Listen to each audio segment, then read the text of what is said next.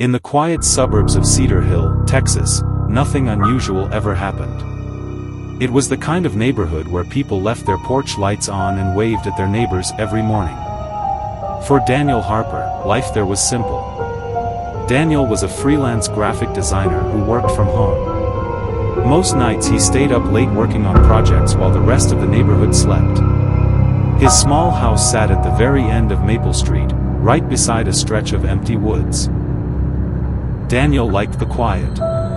But one night, that quiet changed forever. The first night. It was exactly 3:07 a.m. Daniel had just finished a design project and leaned back in his chair. The entire house was silent except for the soft hum of his computer. Then suddenly, knock. Daniel frowned. He looked at the clock. 3:07 a.m.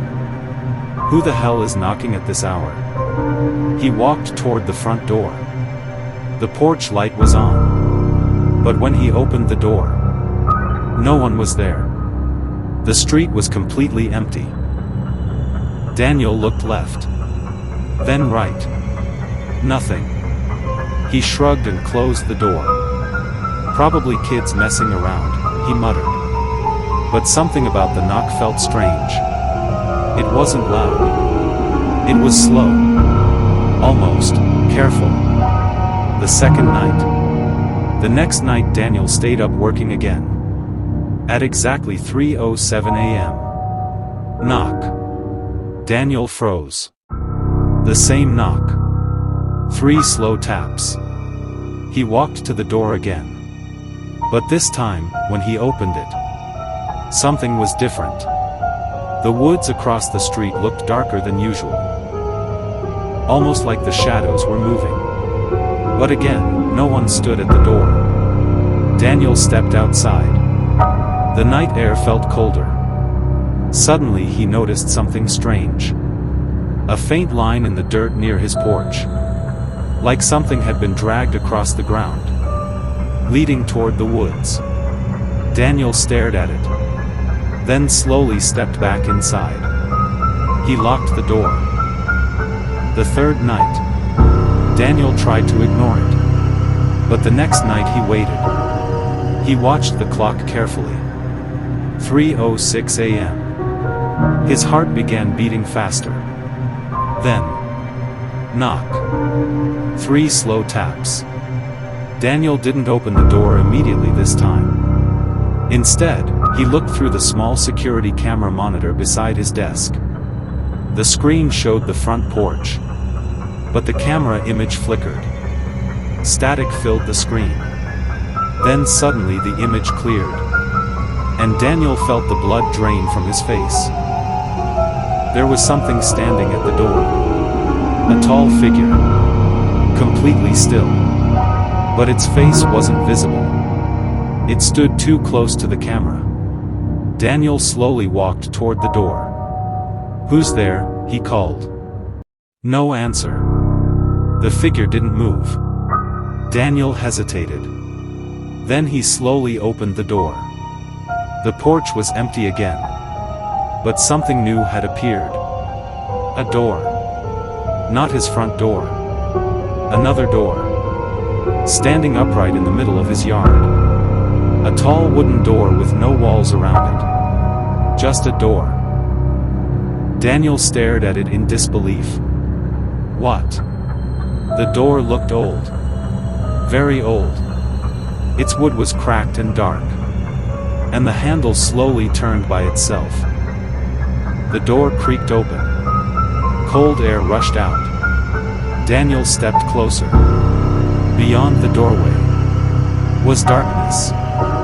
Not the darkness of night. Something deeper. Like a tunnel with no end. Daniel felt a strange pull in his chest. Like something wanted him to step forward. Then suddenly, the door slammed shut. Daniel jumped back. His heart pounded. He looked around the yard. The door was gone. Vanished. Like it had never been there. The research. The next morning Daniel searched online. He tried to find anything about strange doors appearing at night. Nothing. But then he found something interesting. An old forum about paranormal events. One post caught his attention. If a door appears at 3:07 a.m., do not open it. Daniel clicked it. The post was written by someone named Lucas Reed. It read, "Every few years the door appears somewhere in the United States. Nobody knows why. People who walk through it never come back." Daniel felt a chill. Another message below it said, "The door doesn't appear randomly. It appears to people who hear the knock." Daniel closed the laptop slowly. That's impossible. Night 4. Daniel couldn't stop thinking about the door. So the next night he waited again. 3:07 a.m. Knock. This time he ran to the window. The door stood in his yard again. Exactly the same as before. Daniel stepped outside carefully. The handle slowly turned. The door opened again. Darkness waited on the other side. Then a voice whispered from inside. "Daniel." His heart stopped. "Who's there?" The voice answered quietly. "Someone who made the same mistake." A shadow moved inside the darkness. Then a man stepped out. His clothes were torn. His face looked pale. "I walked through the door," the man said. Daniel stared at him. "Lucas Reed?" The man nodded slowly. "Yes. The truth." Lucas looked terrified. "The door isn't a place," he whispered. "It's a trap." Daniel frowned. "For what?" Lucas looked toward the darkness behind the door. "For something that lives there." Suddenly a deep sound echoed inside the doorway. Like something breathing. Lucas stepped back. "They send the door into our world to hunt." Daniel's stomach twisted. "Hunt who?" Lucas looked straight at him. "Whoever opens it." Then a long pale arm slowly reached out of the darkness. The fingers dragged across the ground. Searching. Lucas grabbed Daniel's arm. "We need to close it." But the door began opening wider. More arms appeared. Dozens of them. All reaching outward.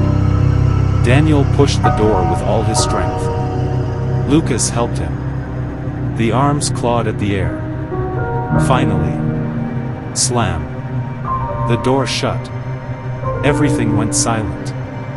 Then slowly. The door disappeared again. The 5th night. Daniel hoped it was over. But the next night. At exactly 3:07 a.m. Knock. Daniel looked outside. The door had returned. But Lucas was gone. And something scratched slowly on the other side of the wood. Then a whisper came through the cracks. "Daniel." The voice sounded familiar.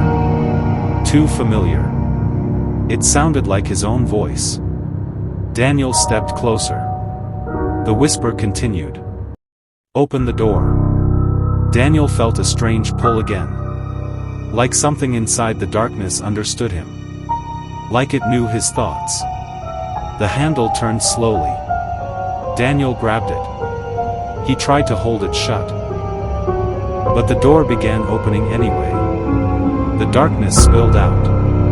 Then something stepped through. A tall figure. Shaped like a human. But its face looked wrong. Completely smooth. No eyes. No mouth. Just skin. Daniel backed away. "What are you?" The creature tilted its head. Then suddenly its face changed. Eyes appeared.